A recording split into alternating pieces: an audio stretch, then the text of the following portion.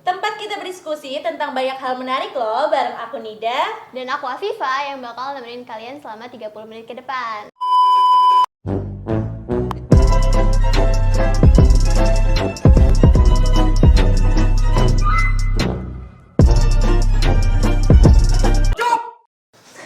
Oh iya, ngomong-ngomong soal olahraga nih, kamu tuh suka olahraga apa sih?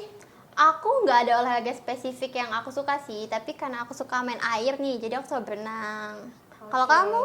Kalau aku pribadi, aku juga sama, nggak spesifik gitu, tapi aku suka ikut ekskul gitu, olahraga, terus olahraga basket, olahraga berenang, sama karate. Oh, Oke, ngomong-ngomong soal olahraga nih ya, hari ini kita bakal bahas olahraga yang nggak biasa loh. apa tuh? Kita bakal ngobrol-ngobrol bareng sama seorang atlet catur. Nih guys, dengan tamu istimewa kita. Kak Sumardi. Halo Kak. Iya. Di episode kali ini kita tuh seneng banget loh, kita bisa berdiskusi atau ngobrol-ngobrol nih sama Kak Sumardi yang seorang atlet catur. Tanpa basa-basi langsung kita tanya-tanya. Oke. Halo Kak, selamat pagi. Iya, pagi. Mbak gimana Nida, nih, Gimana Mbak nih Siva. Kak kabarnya? Alhamdulillah baik. Oke. Langsung kita tanya aja nih, awal kakak bisa main catur tuh gimana sih? Awalnya itu biasa main sama teman-teman. Waktu dulu kan belum ada HP ya. Waktu tahun 2005 itu masih main sama teman rumah di pos ronda gitu, main catur. Terus kebetulan nggak lama dari itu ada kejuaraan antar SD se-Kabupaten Bogor. Nah, sama sekolah dikirim lah di situ. Oh, dari 2005 ya 2005, berarti? betul. Berarti udah lama banget ya? Udah 19 tahunan berarti ya. Wah. Sekarang nih kan udah 19 tahun ya kak? Iya, Sekarang masih sering ikut lomba-lomba atau punya kegiatan yang lain? masih cuma agak jarang, nggak seperti dulu. Paling 1 bulan satu kali ikut turnamen. Kalau dulu 1 bulan bisa nyampe 4 kali. Sudah agak berkurang. Punya kesibukan lain ya berarti Iya, sekarang? betul. Oh ya, kakak tuh punya role model gitu nggak sih yang bikin kakak tetap mau jadi pencatur? Ada mau zaman kapan nih? Zaman sebelum kemerdekaan? Boleh Zaman pertengahan apa zaman awal sekarang? kakak termotivasi Oh. sampai atau yang sekarang juga boleh. Dulu ya, awal pertama ikut catur itu sama Pak Utut Adianto. Oh. Iya, dia itu pecatur nomor 1 di Indonesia. Wow. Dia sekarang itu di DPR, anggota DPR, Pak Utut itu. Oh. Mainnya bagus, alot, kuat. Kalau sekarang? Kalau sekarang ada Novendra Priasmoro. Dia masih aktif juga? Iya, di Masih- Indonesia ya. Oh. Kalau di luar ada nama Magnus Carlsen. Dia juara dunia sekitar 10 tahunan dari 2013 sampai kemarin 2023. Wah, lama juga ya. Dia sampai mengundurkan diri dari kejuaraan dunia karena sudah nggak ada lawan. Mungkin dia merasa udah semua lawan udah kalah gitu. Jadi Wah. saking hebatnya jeniusnya itu, dia bisa menghafal 10 ribuan posisi catur itu. Jadi kita tinggal menunjukkan posisi catur, dia hafal. Ini tuh siapa lawan siapa, dimainkan di mana, tahun berapa gitu. Wah, hebat juga ya berarti dia. Nah, Sobat Pobers, ada nggak sih kalian yang sama role modelnya sama Kak Ardi? Kan kita udah ngomong tentang role model nih. Ada gak sih pencapaian kakak selama ini yang paling berkesan? Yang paling berkesan waktu masih menjadi mahasiswa Gunadarma nih dulu. Wah, alumni juga ya? Iya, dulu itu kuliah di Gunadarma tahun 2012 sampai 2016. Waktu itu kejuaraan antar mahasiswa se-Asia Tenggara tahun 2014 di Malaysia. Jadi banyak dari Singapura, Malaysia, dari Filipina, India, dari Libya juga ada.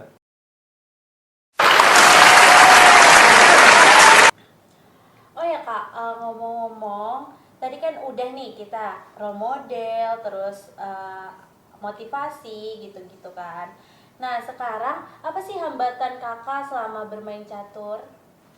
Hambatan paling kalau bentrok sama ujian sih. Waktu masih SD, ujian nasional.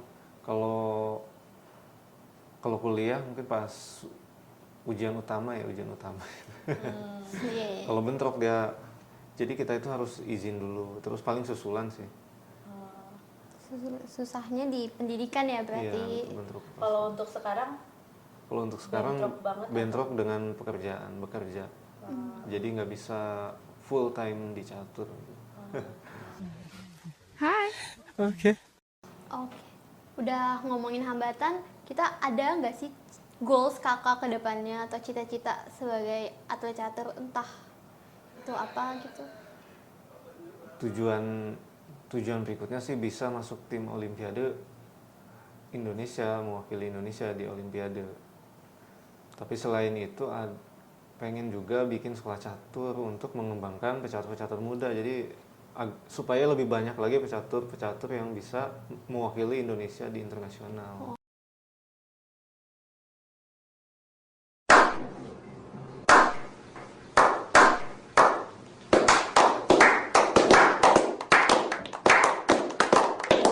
Wah, tapi di pendidikan selama kakak bermain catur Iya. nih, di pendidikan tuh agak mengganggu gitu atau terganggu nggak? Enggak sih, asal bisa kita komunikasi dengan dosen, dengan teman. Oke. kalau misalnya kakak mau ada lomba nih, apa Iya. aja sih persiapan yang kakak lakuin itu? Yang pertama itu fisik pasti ya, jogging 1 jam minimal tuh setiap hari ya, pagi-pagi jogging setiap hari. Dan yang pasti sih persiapan teknisnya ya, latihan. Keren banget ya. Iya. Tapi apa sih ngaruhnya jogging terhadap bermain catur ini? Main catur itu kan duduk ya, jadi duduk itu bisa sampai 4 sampai 5 jam itu. Oke. Nah, biar otot-otot badan ringan pas main, terus oksigen juga ya. Jogging itu bagus untuk kepernafasan. Jadi kalau oksigennya cukup, otak juga bisa berpikir. Jadi bisa menemukan langkah-langkah bagus saat main. Kalau ngantuk itu susah menemukan.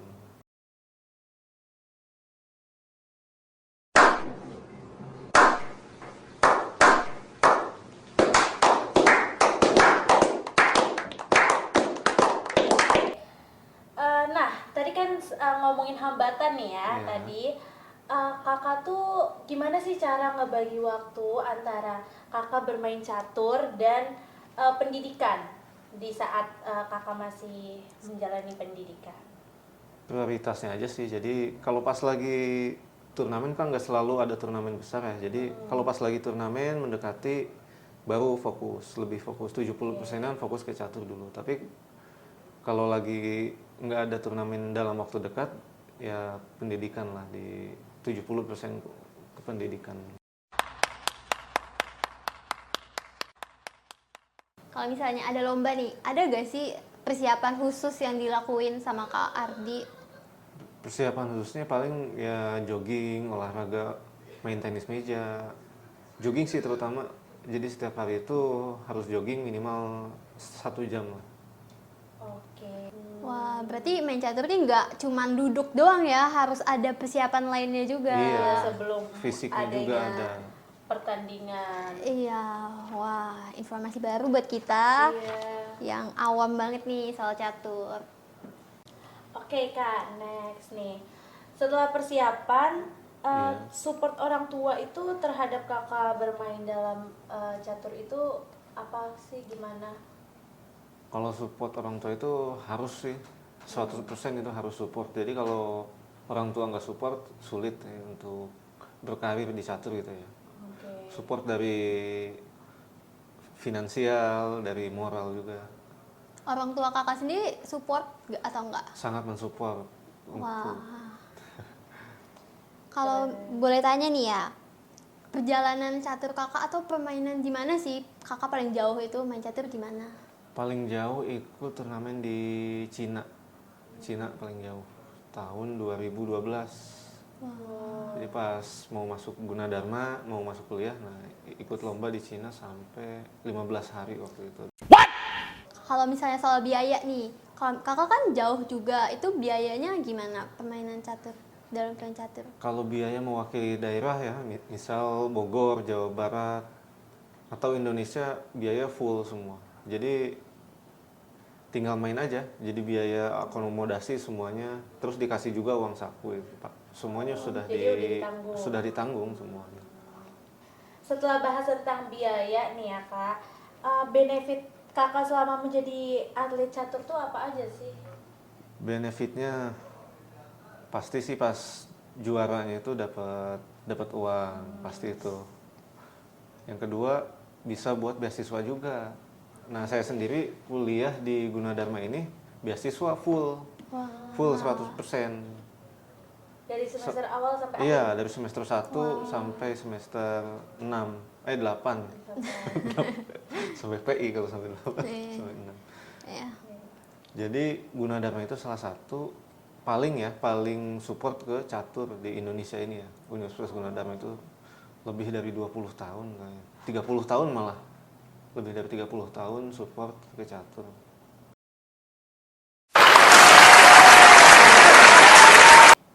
Oh ya Kak, saat bermain kan banyak ya penonton Iya. gitu kan, pasti banyak supporter yang teriak-teriak atau gimana gitu. Nah itu tuh ngeganggu, ngedistract para pemain nggak sih?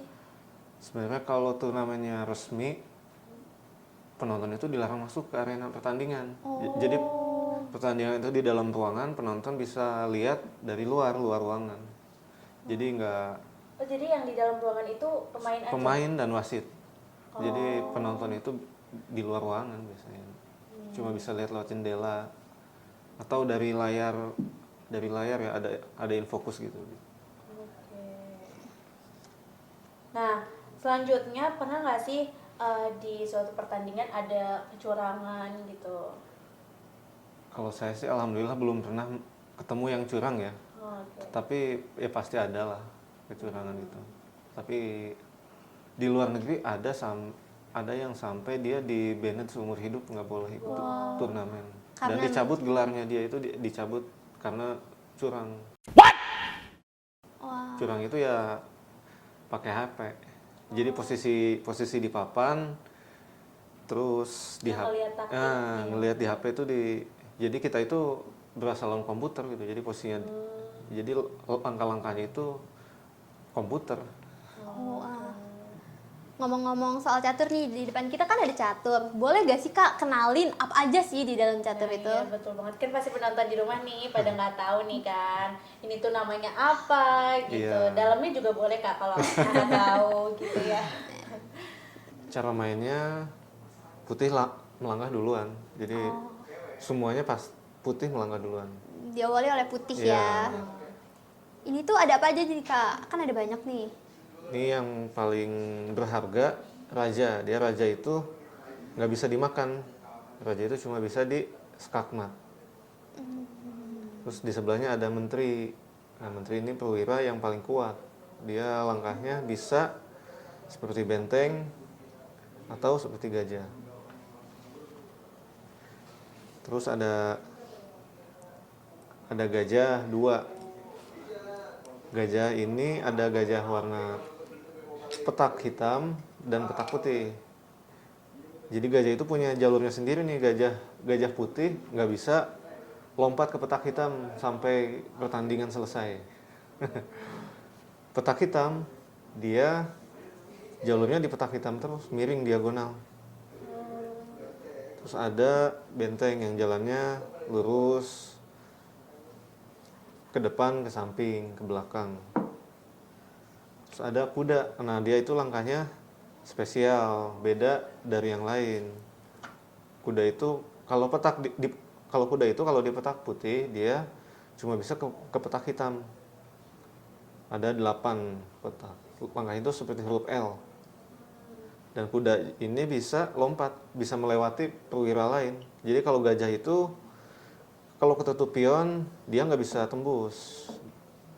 di jalurnya itu. Tapi kalau kuda bisa. Kalau kuda bisa. Jadi kuda meskipun dikelilingi perwira lain, dia bisa lompat keluar. Bisa lompat, namanya kuda. Iya. Nah, kalau yang kecil-kecil ini apa nih, Kak? Nah, yang kecil-kecil ini namanya pion, ada 8. Pion itu cuma bisa maju, nggak bisa mundur. Pion itu pemberani. Pemberani, sekali maju, pantang mundur lagi. Tapi kalau majunya tuh ada kayak batas berapa kotak Nah, gitu, itu kalau langkah pertama dari posisi awal ya, dia itu bisa melangkah sekali dan 2 kali. Jadi, tapi kalau dia sudah jalan, dia nggak bisa melangkah 2 kali, cuma bisa sekali. Oke. Sampai petak paling jauh.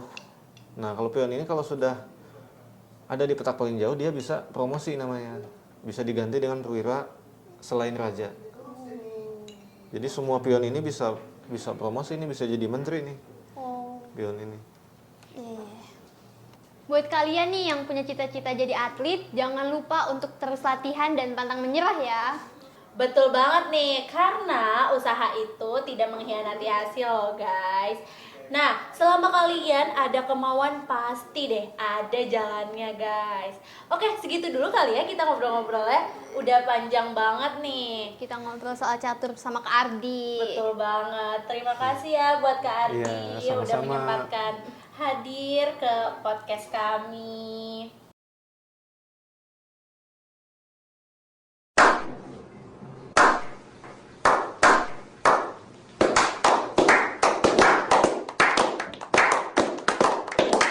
Aku Afifah.